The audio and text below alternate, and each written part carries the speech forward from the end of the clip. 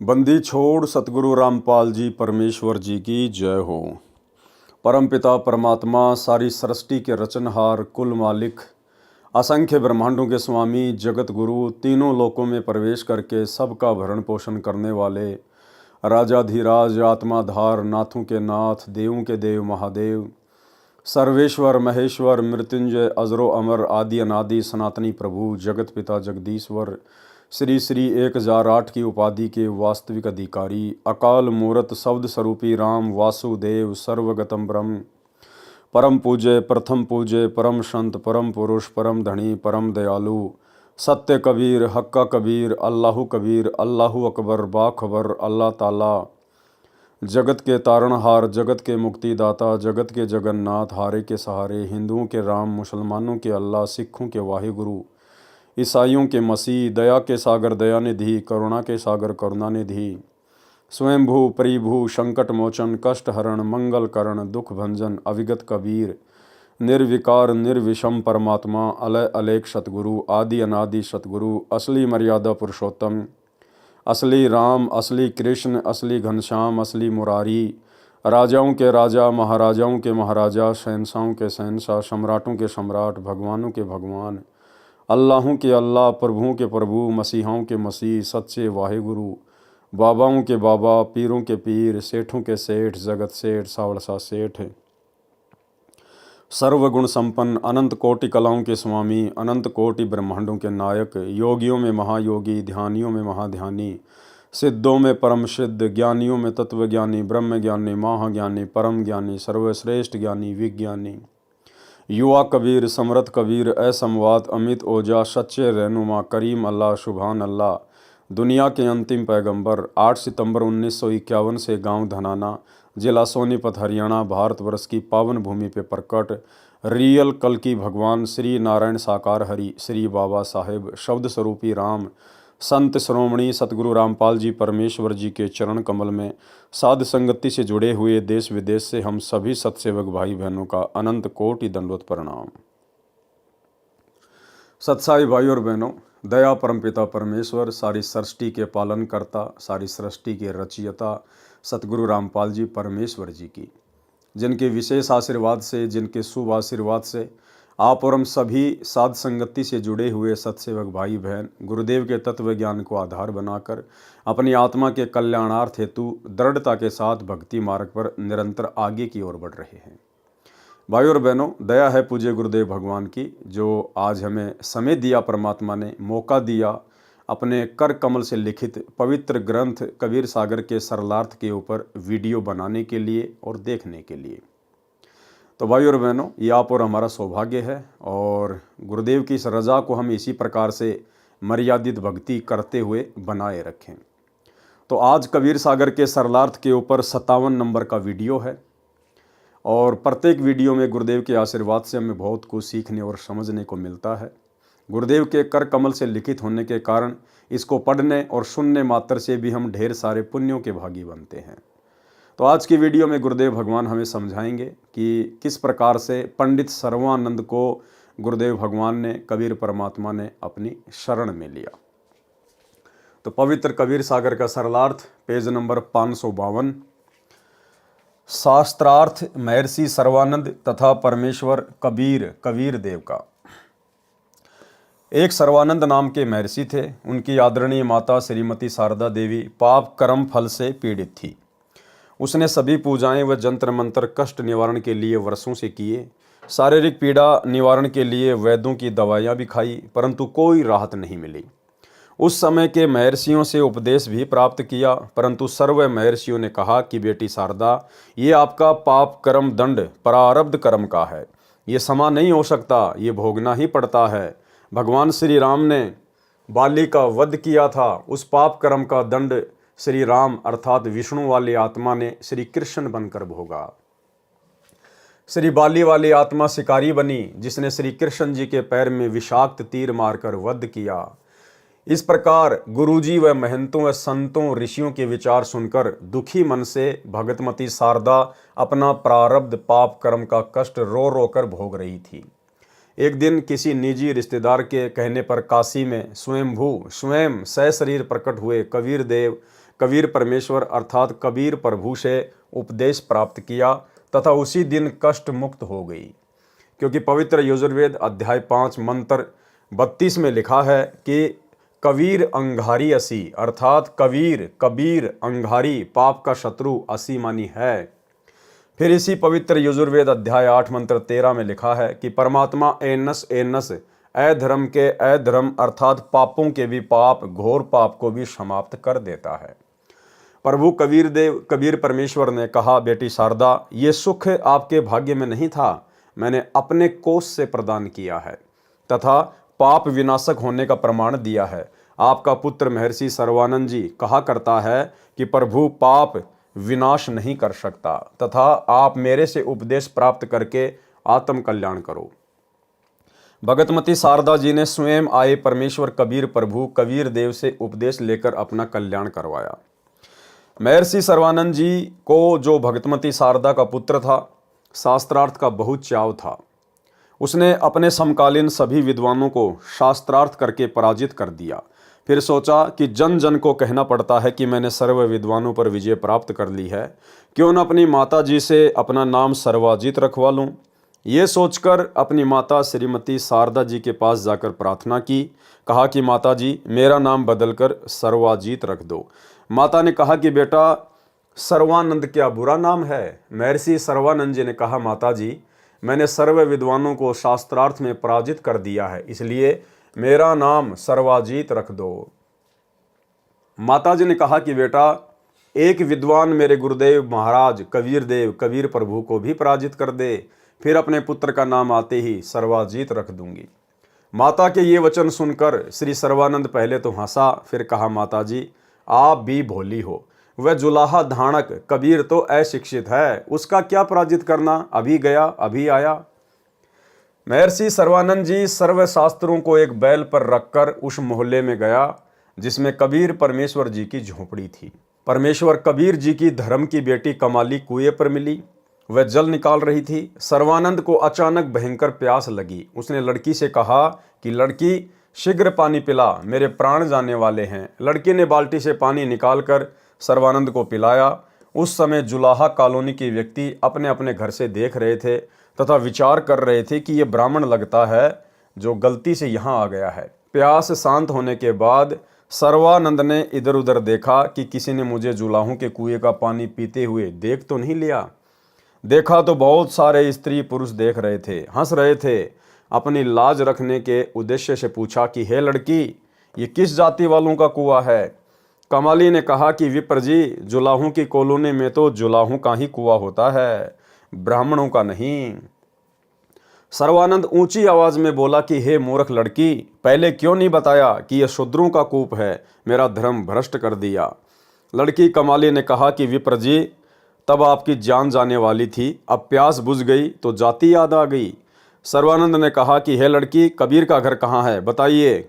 कमाली बोली, कबीर का घर शिखर में, जहाँ सलैली गैल, पाव न टिके पपील के, पंडित लादे बैल।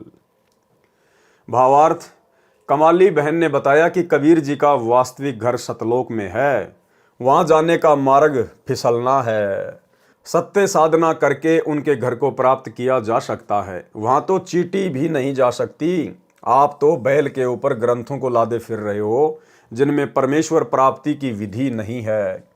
सर्वानंद ने कहा, लड़की सीधी बात कर, यहाँ कॉलोनी में बता कि वे कहाँ रहते हैं।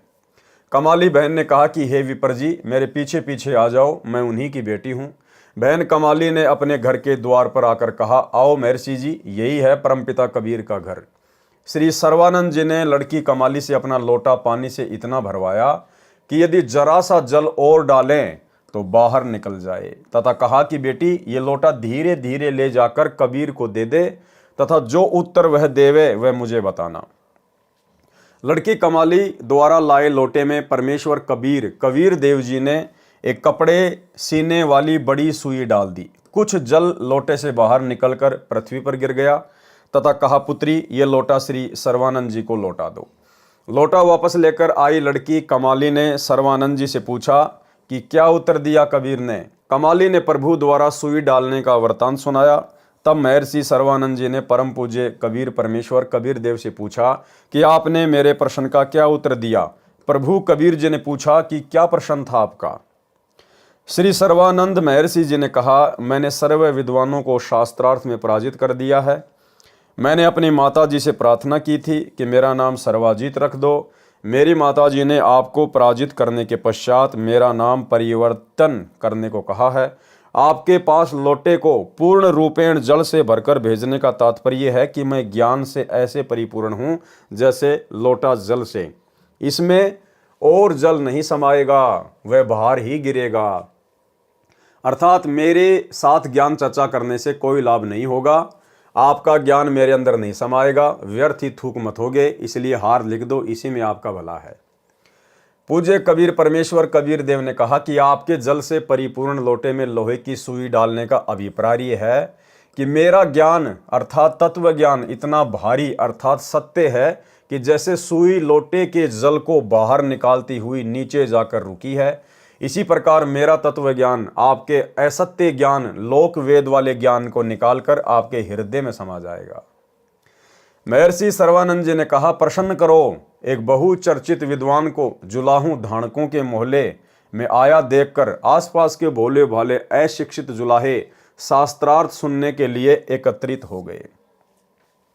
पूज्य कबीर देव जी ने प्रश्न किया, कौन ब्रह्मा का पिता है, कौन विष्णु की माँ, शंकर का दादा कौन है, सर्वानंद दे बता। उत्तर महर्षि सर्वानंद जी का, श्री ब्रह्मा जी रजोगुण है तथा श्री विष्णु जी सतगुण है तथा श्री शिव जी तमोगुण युक्त हैं। ये तीनों अजर अमर अर्थात अविनाशी हैं, सर्वेश्वर महेश्वर मृत्युंजय हैं। इनके माता पिता कोई नहीं, आप अज्ञानी हो, आपको शास्त्रों का ज्ञान नहीं है।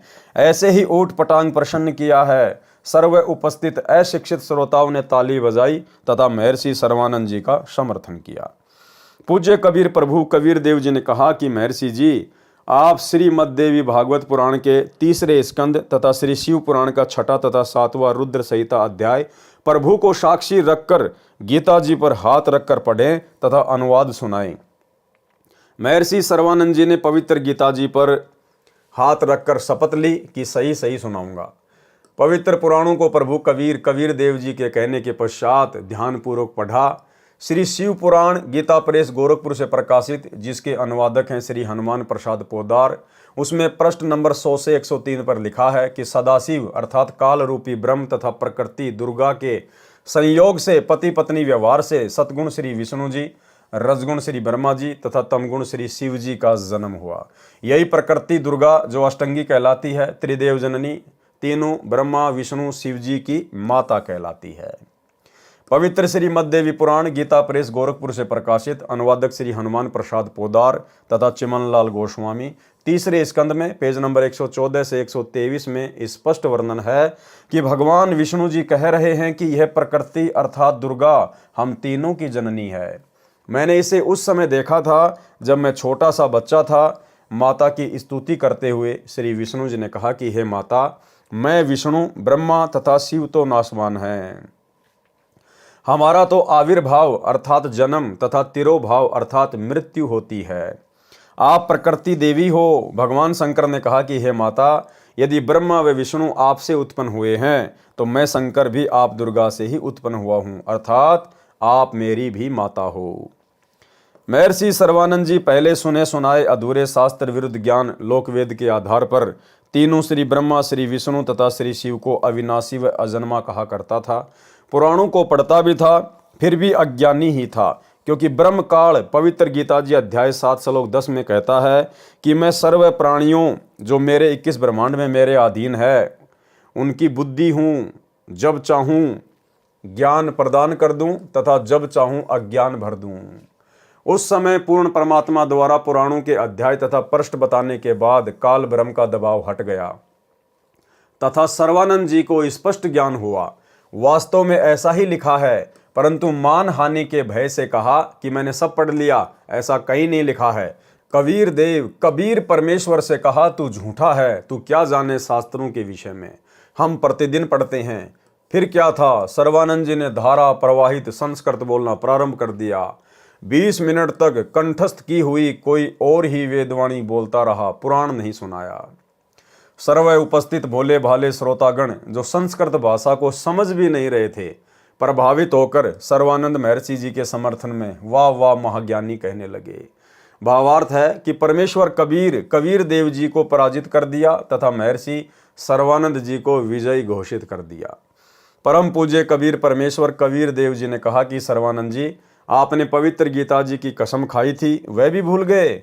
जब आप सामने लिखी शास्त्रों की सच्चाई को भी नहीं मान रहे हो, सोए हुए व्यक्ति को जगाया जा सकता है, जो जानबूझकर सोने का बहाना कर रहा हो उसे जगाया नहीं जा सकता। कबीर जानबूझ सांची तजय करे झूठे से ने, ताकि संगत है प्रभु शौपन में भी ना दे।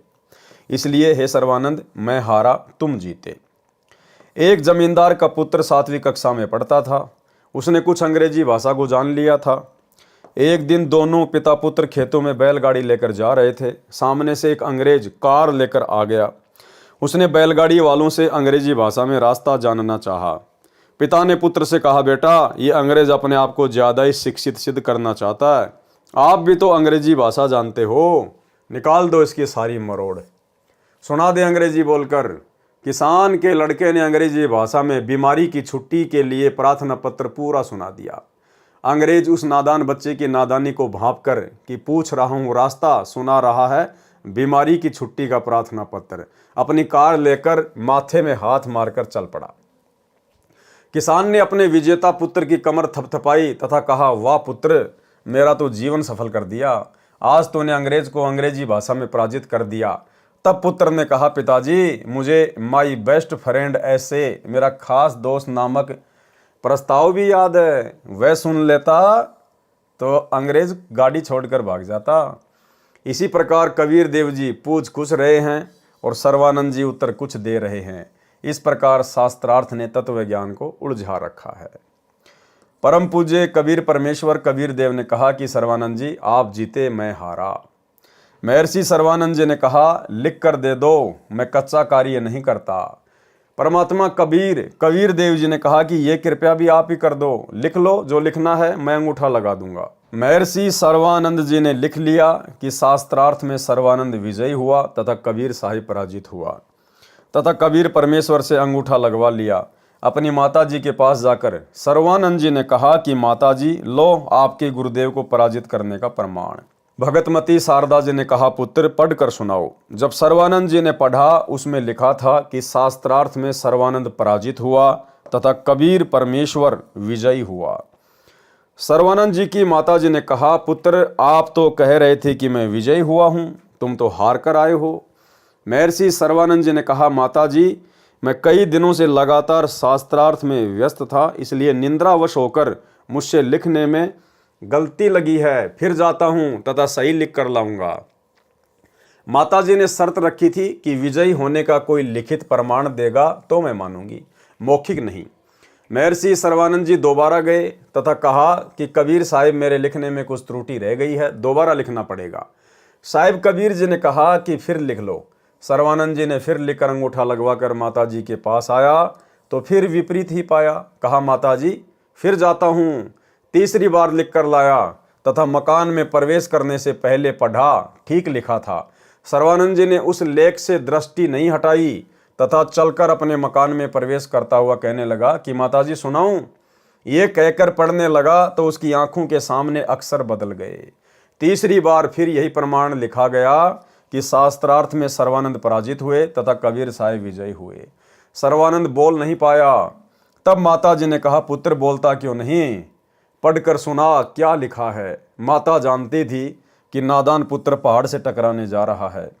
माता जी ने सर्वानंद जी से कहा कि पुत्र, परमेश्वर आए हैं, जाकर चरणों में गिरकर अपनी गलती की क्षमा याचना कर ले तथा उपदेश लेकर अपना जीवन सफल कर ले। सर्वानंद जी अपनी माता जी के चरणों में गिरकर रोने लगा तथा कहा, माता जी, ये तो स्वयं प्रभु आए हैं, आप मेरे साथ चलो, मुझे शर्म लगती है। सर्वानंद जी की माता अपने पुत्र को साथ लेकर प्रभु कबीर के पास गई तथा सर्वानंद जी को भी कबीर परमेश्वर से उपदेश दिलाया। तब उस महर्षि कहलाने वाले नादान प्राणी का पूर्ण परमात्मा के चरणों में आने से ही उद्धार हुआ। और उद्धार भाई और बहनों केवल इतना ही हुआ कि उस महर्षि सर्वानंद को भी वर्तमान में इस कलयुग की बिचली पीढ़ी में जन्म लेना पड़ेगा। एक सत्संग में गुरुदेव भगवान ने बताया कि महर्षि सर्वानंद ने उस समय कबीर परमात्मा की शरण तो ले ली, लेकिन कुछ समय बाद फिर वो अपने आप में एक प्रकार से वक्ता बन गया, लोगों को उपदेश करने लगा और स्वयं ही संत बन बैठा। उसके बाद कबीर परमात्मा ने उसको धमकाया, उसको लताड़ा कि भैया महर्षि बनने की आवश्यकता नहीं है, महर्षि तो तू पहले ना था, बैठ के भक्ति कर ले, अपना आत्म कल्याण करवा। तो भाई और बहनों, कहने का मतलब है वो पूर्ण मोक्ष प्राप्ति का समय नहीं था। ये वर्तमान की कलयुग की बिचली पीढ़ी ही पूर्ण मोक्ष प्राप्ति का वास्तव में समय है। और अब हमने उन तमाम गलतियों को नहीं दोहराना है जो गलतियां हम आज से पहले अपनी नादानी के चलते करते आए हैं। पूर्ण ब्रह्म कबीर परमेश्वर ने कहा, सर्वानंद आपने अक्षर ज्ञान के आधार पर भी शास्त्रों को नहीं समझा, क्योंकि मेरी शरण में आए बिना ब्रह्म काल किसी की बुद्धि को पूर्ण विकसित नहीं होने देता। अब फिर पढ़ो इन्हीं पवित्र वेदों में, पवित्र गीता जी तथा पवित्र पुराणों को। अब आप ब्राह्मण हो गए हो, ब्राह्मण सोई ब्रह्म पहचाने, विद्वान वही है जो पूर्ण परमात्मा को पहचान कर अपना कल्याण करवाए। विशेष आज सन 2013 से लगभग 608 वर्ष पूर्व यही पवित्र वेदों, पवित्र गीता जी व पवित्र पुराणों में लिखा ज्ञान कबीर परमेश्वर कबीर देव जी ने अपनी साधारण वाणी में भी दिया था। जब वे 5 वर्ष के हुए उसी समय अमृत ज्ञान कहना शुरू कर दिया था। जब कबीर परमात्मा 5 वर्ष के हुए उसी समय से उन्होंने अपने ज्ञान को आम समाज में बताना शुरू कर दिया था। आज भी भाई और बहनों वही बात है, वही कबीर परमात्मा धरती पे प्रकट है, तो लीलाएं भी कुछ कुछ वैसी ही होंगी। आज भी सतगुरु रामपाल जी परमेश्वर जी ने 5 वर्ष की आयु से ही इस ज्ञान का डंका पीटना समाज में शुरू कर दिया था। सतगुरु रामपाल जी परमेश्वर जी ने बताया कि वास्तव में अध्यात्म में जन्म उस समय शुरू होता है जब आपको दीक्षा मिलती है। उससे पहले का समय आपका बर्बादी में गिना जाता है। 17 फरवरी 1988 को इस कबीर परमेश्वर सतगुरु रामपाल जी ने 650 साल पहले की तरह लीला करते हुए और एक अच्छी आत्मा आदरणीय राम देवानंद जी को अपना मुंह बोला गुरु धारण किया। कब? सन 1988 में। और सन 1993 में सतगुरु रामपाल जी परमेश्वर जी को अपने मुंह बोले गुरुदेव के द्वारा सत्संग करने का आदेश प्राप्त हुआ। तो 88 में दीक्षा ली और 1993 में सत्संग करना शुरू कर दिया, ज्ञान प्रचार करना शुरू कर दिया। यानी 5 वर्ष की आध्यात्मिक उम्र में सतगुरु रामपाल जी परमेश्वर जी ने इस ज्ञान का डंका समाज में पीटना शुरू कर दिया था। वे 5 वर्ष के हुए उसी समय अमृत ज्ञान कहना शुरू कर दिया था, जो सन 1550 में धर्मदास जी द्वारा लिखा गया था, जो उस समय से तथा आज तक के महर्षियों ने व्याकरण त्रुटि युक्त भाषा कहकर पढ़ना भी आवश्यक नहीं समझा, तथा कहा कि कबीर तो अज्ञानी है, इसे अक्षर ज्ञान तो है ही नहीं, ये क्या जाने संस्कृत भाषा में लिखे शास्त्रों में छुपे गूढ़ रहस्यों को। आज भी भाई और बहनों वही बात है। आज भी अपने आप को जो विशेष विद्वान मानते हैं वो कहते हैं कि आपके गुरुदेव सतगुरु रामपाल जी को संस्कृत नहीं आती, वे क्या जाने शास्त्रों को, वेदों को। तो गुरुदेव भगवान ने भी चुटकी लेते हुए और एक वेद के मंत्र का अनुवाद करते हुए कहा कि अब इस दास को संस्कृत पढ़ना आ गई है। सुनिए सत्संग। पढ़े जाना पढ़न मावे हैं, इसमें और परमात्मा ने सिंपल लैंग्वेज में लिख रखी है सारी ये बातें, वो ना पढ़न दिन हमारे ताई, लेकिन अब इसलिए ये पढ़ने जरूरी हो गए। क्या लिखा है? देव कर्तस्य एनस्य अवैजनमसी। एक बार ना नो बोले थारे गुरुजी ने पढ़ना चाहता है ना, वो के संस्कृत बताओगे, इवन पढ़ना सीख लिया। देखो, देव कर्तस्य एनस्य अवैजनमसी, लेब के कर लोगे? मनुष्य कर्तस्य एनस्य अवैजनमसी, पितर कर्तस्य एनस्य अवैजनमसी, आत्म कर्तस्य एनस्य अवैजनमसी, एनस्य एनस्य अवैजनमसी। ओहो, एनस्य एनस्य माने घोर पाप का विनाश करने वाले। अभी नहीं के अनुवाद को दिखाते ना, मारा लें करने को इसने आप पर बना लिया हो, इन्होंने अनुवाद किया, ये देखिए। तो भाई और बहनों, परमात्मा है, ये सर्वज्ञ हैं, इनको किसी भी भाषा को पढ़ने की आवश्यकता नहीं है, क्योंकि परमात्मा हर भाषाओं का ज्ञाता होता है। इस संसार में जितनी भी भाषाएं हैं, मनुष्यों की या पशु पक्षियों की, परमेश्वर प्रत्येक की भाषा से परिचित है। लेकिन ये तो अज्ञानी लोगों के काम होते हैं, जो अपने को विद्वान समझते हैं और सामने वाले को महाअज्ञानी। ये क्या जाने संस्कृत भाषा में लिखे शास्त्रों में छुपे गूढ़ रहस्यों को। हम विद्वान हैं, जो हम कहते हैं वह सब शास्त्रों में लिखा है, तथा श्री ब्रह्मा जी, श्री विष्णु जी व श्री शिव जी के कोई माता पिता नहीं है। ये तो अजन्मा, अजर अमर, अविनाशी तथा सर्वेश्वर, महेश्वर, मृत्युंजय हैं, सर्वसृष्टि रचनहार हैं, तीनों गुण युक्त हैं, आदि आदि व्याख्या ठोक कर अभी तक कहते रहे। आज वे ही पवित्र शास्त्र अपने पास हैं, जिनमें तीनों प्रभुओं श्री ब्रह्मा जी रजगुण, श्री विष्णु जी सतगुण, श्री शिव जी तमगुण के माता पिता का स्पष्ट विवरण है। उस समय अपने पूर्वज अशिक्षित तथा शिक्षित वर्ग को शास्त्रों का पूर्ण ज्ञान नहीं था। फिर भी कबीर परमेश्वर कबीर देव के द्वारा बताए सत्य ज्ञान को जानबूझकर जुठला दिया कि कबीर झूठ कह रहा है। किसी शास्त्र में नहीं लिखा है कि श्री ब्रह्मा जी, श्री विष्णु जी व श्री शिव जी के कोई माता पिता हैं। आज सर्व मानव समाज, बहन भाई, बालक व जवान तथा बुजुर्ग, बेटे तथा बेटियां शिक्षित हैं। आज कोई ये नहीं बहका सकता कि शास्त्रों में ऐसा नहीं लिखा।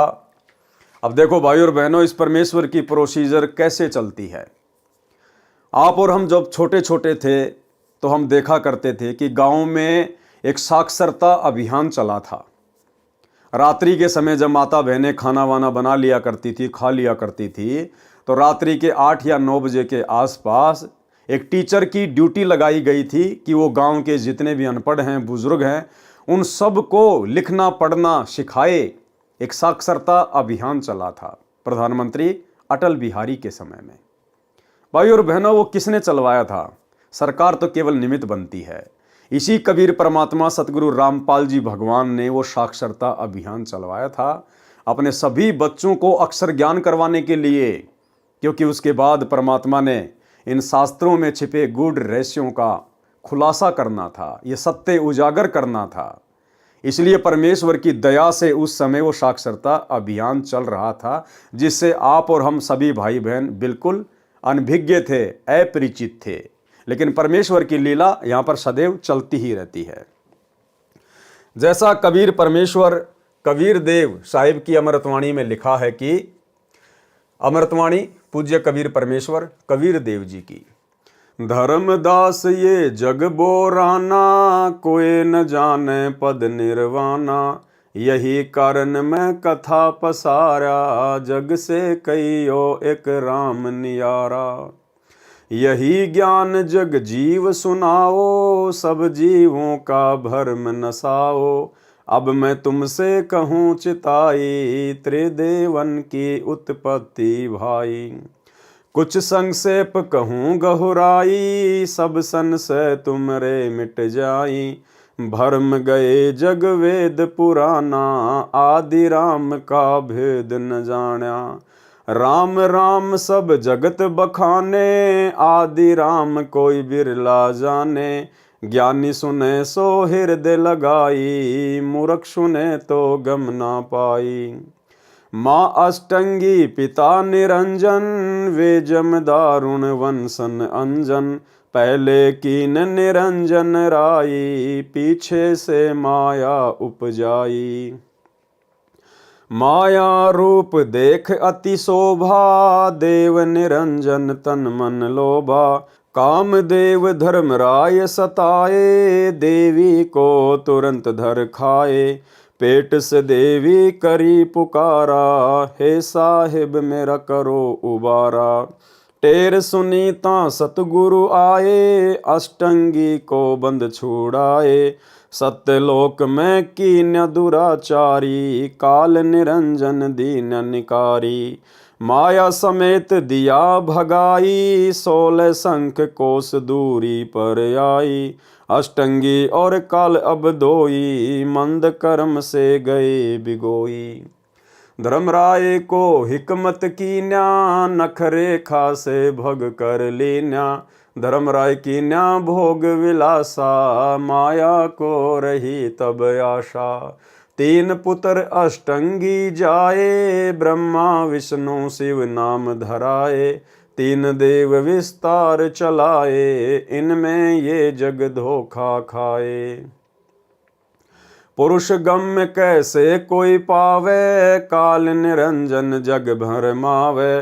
तीन लोक अपने सुत दीन्या, सुन निरंजन बासा लीन्या। अलख निरंजन सुन ठिकाना, ब्रह्मा विष्णु शिव भेद न जाना। तीन देव सो उसको ध्यावे, निरंजन का वे पार न पावे। अलख निरंजन बड़ बटपारा, तीन लोक जीव कीन आहारा। ब्रह्मा विष्णु शिव नहीं बचाए, सकल खाए पुन धूर उड़ाए। तिनके सुत हैं तीनों देवा, आंदर जीव करत हैं सेवा। अकाल पुरुष काहू नहीं चीन्या, काल पाए सब ही गहलीन्या। ब्रह्म काल सकल जग जाने, आदि ब्रह्म को ना पहचाने। तीनों देव और अवतारा, ताको भजे सकल संसारा। तीनों गुण का ये विस्तारा, धर्मदास मैं कहूँ पुकारा। गुण तीनों की भक्ति में, भूल पर्यो संसार। कहें कबीर निज नाम बिना, कैसे उतरे पार। इसके पश्चात महर्षि सर्वानंद जी ने चारों वेदों को तत्व ज्ञान के आधार से समझा, वास्तविकता से परिचित स्वयं हुआ तथा अन्य को भी समझाया। श्री नानक देव जी सिख धर्म के प्रवर्तक को शरण में लेना। पाठकों से निवेदन है कि श्री नानक जी को शरण में लेने का प्रकरण इसी पुस्तक में शवशम वेद बोध में पृष्ठ 398 पर पढ़ें तथा गोरखनाथ से गोष्ठी इसी पुस्तक के पृष्ठ 444 पर पढ़ें, जिसके ऊपर भाई और बहनों पहले वीडियो बन चुके हैं। भैंसे से वेद मंत्र बुलवाना। स्वामी रामानंद जी ने पृथ्वी पर प्रकट कबीर परमेश्वर जी को पहचान लिया था, परंतु परमात्मा के आदेश अनुसार वे ये गुप्त रखे थे तथा कबीर परमात्मा जी के गुरु भी उन्हीं के आग्रह से बने थे। स्वामी रामानंद जी जहाँ भी किसी सत्संग समागम में जाते थे तो कबीर जी को अवश्य साथ लेकर जाते थे। एक समय एक तोताद्री नाम के स्थान पर सत्संग था। दूर दूर के ब्राह्मण विद्वान निमंत्रण पर पहुँचे। स्वामी रामानंद जी भी परमेश्वर कबीर जी के साथ उस सत्संग में शामिल हुए।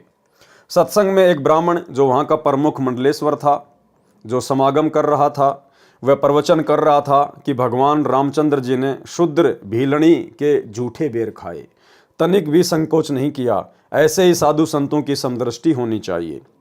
सत्संग के पश्चात भोजन भंडारा शुरू हुआ। प्रमुख पांडे को पता चला कि स्वामी रामानंद जी के साथ कबीर जुलाहा शूद्र आया है। वह रामानंद ब्राह्मण के साथ हम ब्राह्मणों वाले भोजनालय में भोजन करने साथ आएगा। यदि मना करेंगे तो रामानंद जी नाराज हो जाएंगे, इसलिए युक्ति से काम लिया। कहा कि जो ब्राह्मणों वाले भंडारे में भोजन करने आएगा उसे वेद के 4 मंत्र सुनाने पर ही प्रवेश मिलेगा। सर्व ब्राह्मण 4 वेद मंत्र सुनाकर प्रवेश पा रहे थे। जब परमेश्वर कबीर जी की बारी आई तो उनसे भी कहा कि 4 वेद मंत्र सुनाओ। तब परमेश्वर ने देखा कि थोड़ी सी दूरी पर एक भैंसा झोटा घास चर रहा था। परमेश्वर कबीर जी ने मूल मंत्र हुर्र से पुकारा। भैंसा दौड़ा दौड़ा आया। तब कबीर जी ने उस भैंसे की कमर पर थपकी हाथ से लगाई और कहा कि भैंसा जी, इन पंडितों को वेद के 4 मंत्र सुना दे। भैंसे ने 6 मंत्र सुना दिए। भैंसे ने यजुर्वेद अध्याय 5 मंत्र 32, अध्याय 9 मंत्र 25, ऋग्वेद मंडल 9 सूक्त 86 मंत्र 26, ऋग्वेद मंडल 9 सूक्त 96 मंत्र 17, ऋग्वेद मंडल 9 सूक्त 94 1 तथा सूक्त 95 का मंत्र 2 सुना दिया। परमेश्वर कबीर जी ने भैंसे से कहा कि भैंसाराम, पंडितों को इन सर्व वेद मंत्रों का अनुवाद भी करके सुना दे। इनको वेदों के मंत्रों का अनुवाद भी ठीक से ज्ञात नहीं है। झोटा राम ने अनुवाद सुनाया। गीता अध्याय 18 श्लोक 62 में जिस परमात्मा की शरण में गीता ज्ञानदाता ने जाने के लिए कहा है, इन वेद मंत्रों में उसी का नाम यहाँ पर स्पष्ट किया है, जो परम शांतिदायक है, अंगारी, सर्व पापों का शत्रु अर्थात पापनाशक है। वह कबीर बम्बारी, बंधनों का शत्रु अर्थात कर्म बंधन को नाश करने वाला बंदी छोड़ है। भावार्थ, वह पाप नाश करने वाला बंदी छोड़ कबीर है। वह पूर्ण परमात्मा अपने तेजोमय स्वरूप को सरल करके अपने सत्य लोक से चलकर आता है, अच्छी आत्माओं को मिलता है, अपने मुख कमल से यथार्थ भक्ति का ज्ञान करवाता है। वह कवियों की तरह आचरण करता हुआ पृथ्वी पर भी विचरण करता है, भक्ति के गुप्त मंत्र भी वही बताता है। वह परमेश्वर मेरे और आपके पास यह कबीर जुलाहा धानक खड़ा है। परमेश्वर कबीर जी ने कहा, हे विद्वान भैंसा, आप ब्राह्मणों वाले लंगर में भोजन प्रसाद खाएं, मैं तो सामान्य भंडारे में प्रसाद ग्रहण कर लूंगा। उपस्थित पंडित शर्म से पानी पानी हो गए और क्षमा मांगी। परमेश्वर कबीर जी ने कहा, हे विद्वानों, आप सत्संग में क्या प्रवचन कर रहे थे कि श्री राम जी ने सबरी, भीलनी, शूद्र के जूठे बेर रुचि रुचि खाए थे, तनिक भी भेदभाव नहीं किया, और आप स्वयं भेदभाव कर रहे हो। कबीर करनी तज कथनी कथ है, अज्ञानी दिन रात कुकर जूं भोकत फिरे, सुनी सुनाई बात। वेदों के मंत्र तो ब्राह्मणों को भी कंठस्थ थे, परंतु अनुवाद का ज्ञान नहीं था। उसी समय सर्व विद्वान व परमात्मा चाहने वाले ब्राह्मणों ने कबीर परमेश्वर जी से दीक्षा ली। इस प्रकार परमेश्वर कबीर जी ने अपनी प्रिय आत्माओं को काल के जाल से निकालकर अपनी शरण में लिया। उस सत्संग में उपस्थित हजारों की संख्या में अन्य श्रोताओं ने भी ये लीला देखी और दीक्षा प्राप्त करके अपना जीवन धन्य किया। कबीर चरित्र बोध, पेज नंबर 1862-1863 पर। यहाँ पर 4 गुरुओं का वृत्तांत तोड़ मरोड़ कर गलत किया है। यथार्थ ज्ञान पढ़ें इसी पुस्तक में पृष्ठ 317 पर, तथा कबीर सागर में ज्ञान बोध पृष्ठ 35-881 पर, तथा अनुराग सागर में पृष्ठ 104, 222, 105, 223 तथा 113, 231 पर। कबीर चरित्र बोध पृष्ठ 1863 पर। धर्मदास के 42 वंश का वृत्तांत वर्णन। इस पृष्ठ पर धर्मदास जी के 42 वंश की जानकारी बताई है। इसमें लिखा है कि कबीर जी ने आदेश दिया था कि प्रत्येक गद्दी वाला महंत 25 वर्ष और 20 दिवसों तक गद्दी पर बैठा करे, इससे अधिक या कम कोई न रहे। विचार करें, यदि धर्मदास जी के वंश गद्दी वाले महंत अपनी मर्यादा पर रहते तो ये नियम चलता जो परमेश्वर कबीर जी का आदेश है। परमेश्वर कबीर जी ने स्पष्ट कर दिया था कि धर्मदास तेरी छठी पीढ़ी वालों को टकसारी पंथ वाला भ्रमित करेगा, उसके पश्चात तेरी वंश गद्दी से यथार्थ भक्ति लुप्त हो जाएगी। 4 गुरु की कथा प्रसंग उर्दू शेर।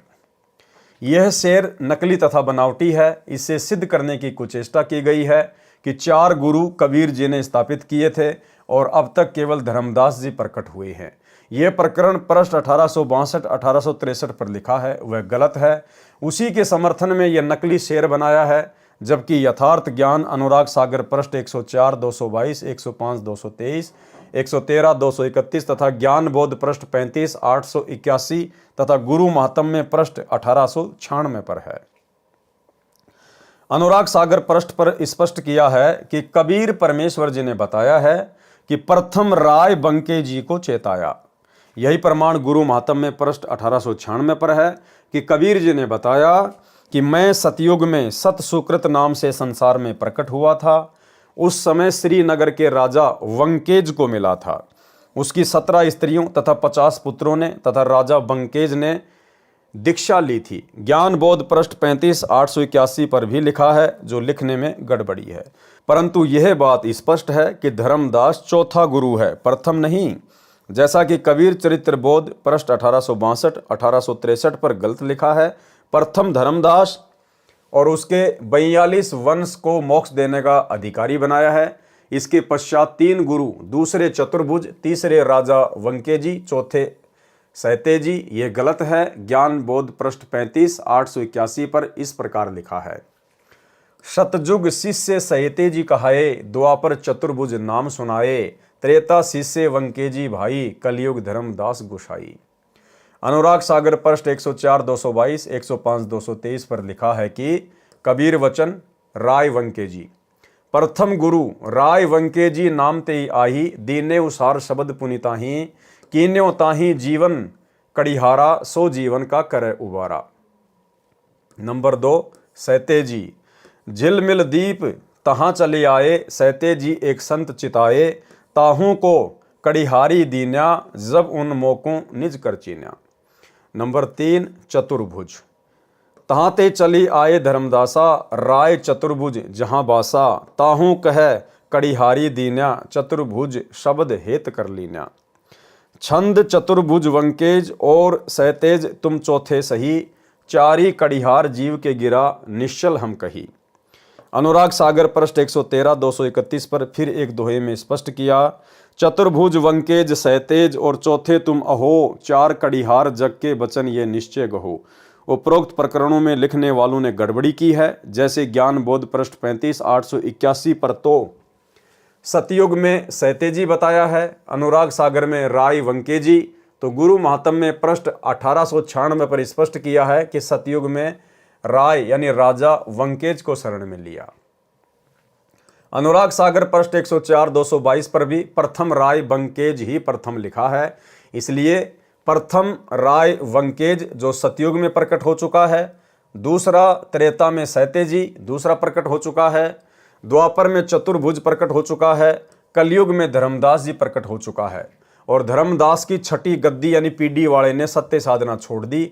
उसके पश्चात धर्मदास जी की 14वीं गद्दी चल रही है, जिस पर श्री प्रकाश मुनि नाम साहिब विराजमान है, जो वही दीक्षा दे रहे हैं जो टकसारी पंथ वालों ने धर्मदास जी की छठी पीढ़ी वालों को गलत साधना तथा आरती चौका बताया था।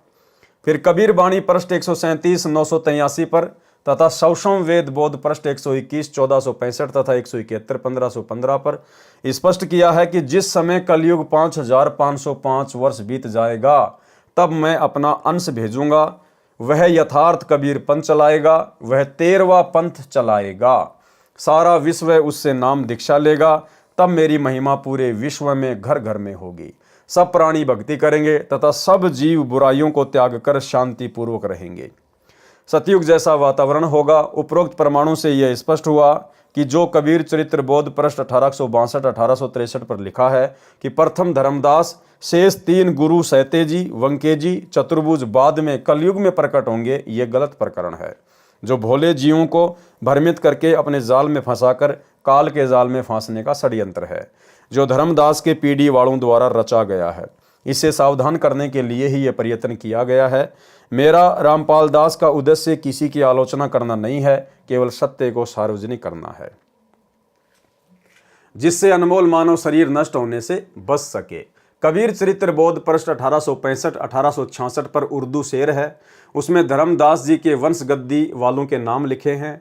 उनसे उन गद्दी वालों के नाम मेल नहीं करते जो वास्तव में गद्दी नसीन अब तक हो चुके हैं। जैसे दामाखेड़ा गद्दी पर वास्तव में 13वें गुरु ग्रंथ मुनि नाम साहिब हुए हैं।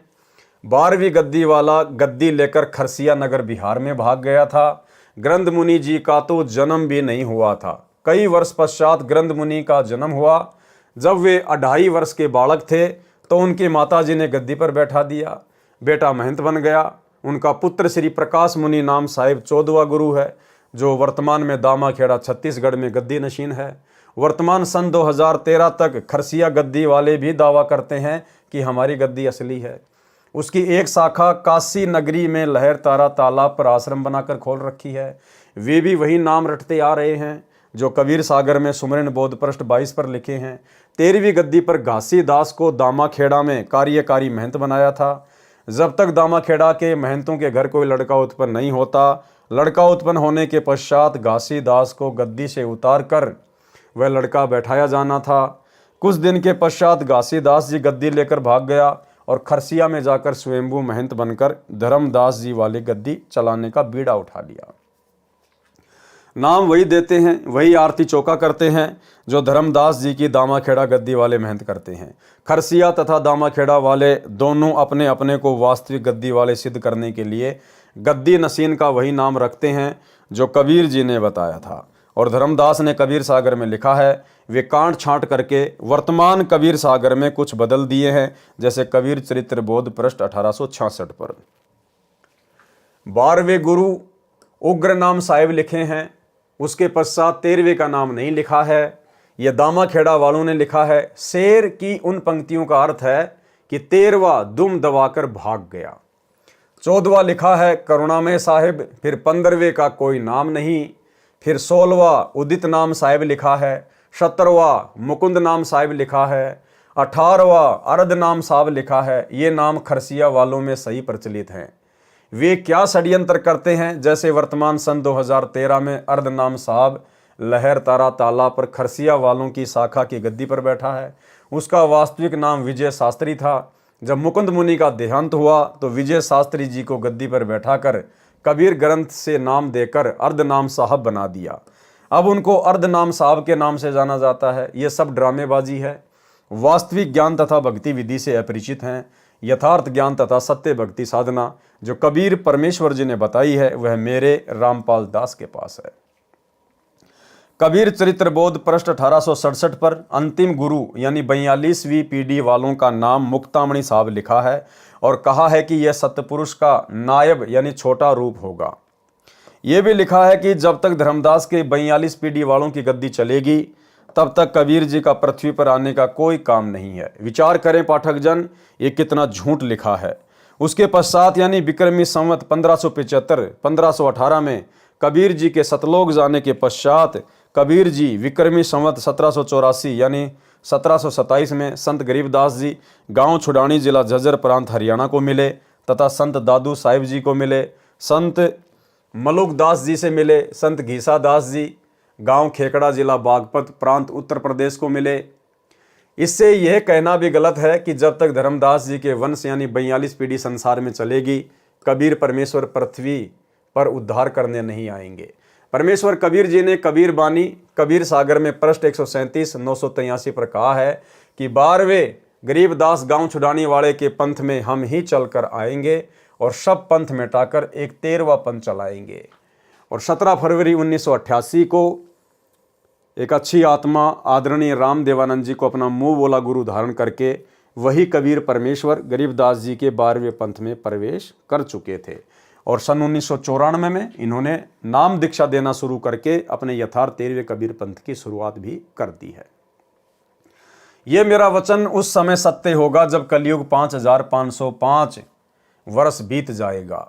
सन 1997 में कलयुग 5505 वर्ष पूरा हो चुका है। उपरोक्त परमाणु से दामाखेड़ा वालों का यह कहना गलत सिद्ध हुआ कि जब तक धर्मदास जी के 42 पीढ़ी नाम नाद करेगी तो कबीर जी संसार में नहीं आएंगे।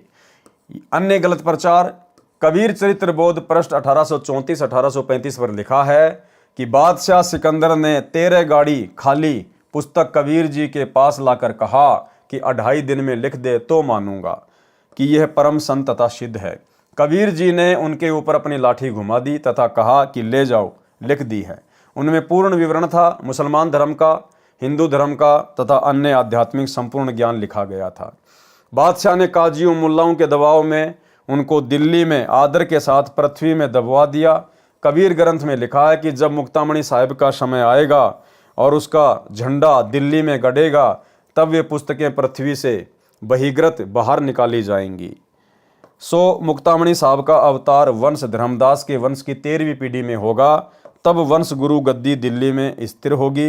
विचार करें, बुद्धिमान मानव कबीर चरित्र बोध पृष्ठ 1867 पर लिखा है कि और भाइयों और बहनों, अब जब सतगुरु रामपाल जी परमेश्वर जी का झंडा दिल्ली में गड़ेगा, क्योंकि यह है वास्तविक 13वें कबीर पंथ के संचालक कबीर देव स्वयं सत्य पुरुष, उस समय वो जितनी भी पुस्तकें जो उस मुसलमान राजा ने जमीन में ससम्मान दबवा दी थी सतगुरु रामपाल जी परमेश्वर जी के सानिध्य में, वो सारी पुस्तकें बाहर निकलवाई जाएंगी।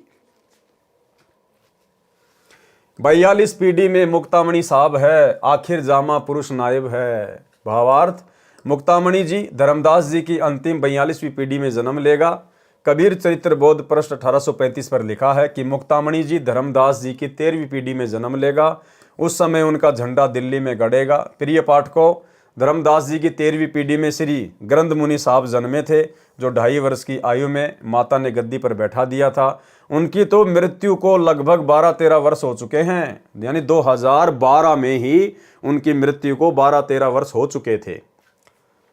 उनके स्थान पर 13वें गुरु श्री प्रकाश मुनि जी वंश गद्दी पर विराजमान है। आज तक यानी 2013 तक तो धर्मदास जी की वंश गद्दी वालों का झंडा दिल्ली में गड़ा नहीं है। इससे सिद्ध हुआ कि धर्मदास जी की वंश गद्दी वाले तो भ्रमित ज्ञान तथा गलत साधना करके जनता को कालजाल में फंसाकर परमेश्वर कबीर जी के दोषी तथा पाप के भागी बन रहे हैं। उनको चाहिए कि वे कबीर सागर के उन अंगों को पढ़ें जिनमें स्पष्ट किया है कि मैं स्वयं 12वें पंथ में प्रकट होऊंगा, मैं स्वयं 12वें पंथ में प्रकट होऊंगा। उस समय सब पंथ मिटाकर एक पंथ 13वां पंथ चलाऊंगा। तो आज 13वां पंथ किसने चलाया? सतगुरु रामपाल जी ने। तो किसके विषय में कहा गया है कि 12वें पंथ में वे स्वयं प्रकट होंगे? सतगुरु रामपाल जी परमेश्वर जी के बारे में। ये वचन उस समय सत्य सिद्ध होगा जब कलयुग 5505 वर्ष पूरा हो जाएगा। कलयुग सन 1997 में पूरा हो जाता है। वह 13वां पंथ मुझदास रामपाल दास द्वारा चलाया जा रहा है। आओ और अपना कल्याण कराओ। 12 पंथों के नाम। भाई और बहनों, आज के वीडियो में केवल इतना ही, क्योंकि वर्तमान में कबीर चरित्र बोध के ऊपर वीडियो बन रहे हैं, तो इसमें परमेश्वर जी की लीलाएं हैं और कुछ जो नकली कबीर पंथ से संबंधित हैं उनके विषय में ढेर सारी जानकारियां हैं। तो हम केवल इनको सीधे सीधे पढ़ेंगे। इनका सार, इनका निष्कर्ष गुरुदेव भगवान ने अपने सत्संगों में हमें निकाल कर दिया हुआ है। तो केवल एक रोचक जानकारियां हैं जिनको हम पढ़ते चले जाएंगे गुरुदेव भगवान के आशीर्वाद से। तो आज के वीडियो में केवल इतना ही। कल रात्रि 8 बजे सभी भाई बहन एक बार फिर से लाइव जुड़े अगले वीडियो में एक नई और विशेष जानकारी के साथ में। तो आज के वीडियो में केवल इतना ही। गुरुदेव भगवान हम सबको आज्ञा दें, इजाज़त दें, आशीर्वाद दें। बंदी छोड़ सतगुरु रामपाल जी भगवान की जय हो।